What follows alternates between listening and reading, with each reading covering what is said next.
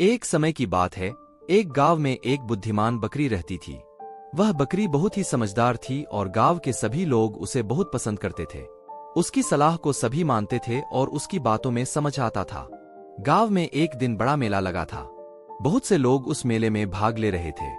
बकरी भी मेले में जाने का सोच रही थी, लेकिन उसने अपने मित्रों से पूछा, मेले में जाना ठीक होगा या नहीं।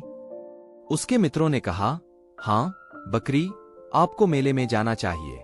वहां बहुत सारी मिठाई, खिलौने और रमणीय चीजें हैं।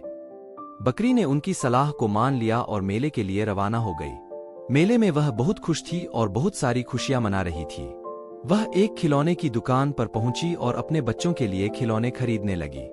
वह बहुत ही खुश थी, लेकिन फिर एक अचानक घटना हुई। बकरी के बच्चे अपनी मां से डूब के अगले दुकान की ओर भागने लगे। बकरी ने देखा और उन्हें रोकने की कोशिश की, लेकिन बच्चे समझ नहीं रहे थे। इस पर बकरी ने अपने बच्चों को ध्यान से समझाया, बेटा, आपको खिलौने चाहिए या मेले की ओर भागना चाहिए। उसके बच्चे ने कहा, मां, हमें खिलौने चाहिए। बकरी ने उन्हें खिलौने दिए और बच्चे बहुत खुश होकर उनसे खेलने लगे। बकरी ने अपने बुद्धिमानी से यह सिखाया कि कभी कभी व्यक्ति को अपने मन की आवाज को सुनना चाहिए। वह हमेशा बच्चों को बुराई से बचाती थी और यह उसकी समझदारी का परिणाम था। इस कहानी से हमें यह सीखने को मिलता है कि हमें हमेशा अपनी सोच और विचारों पर ध्यान देना चाहिए।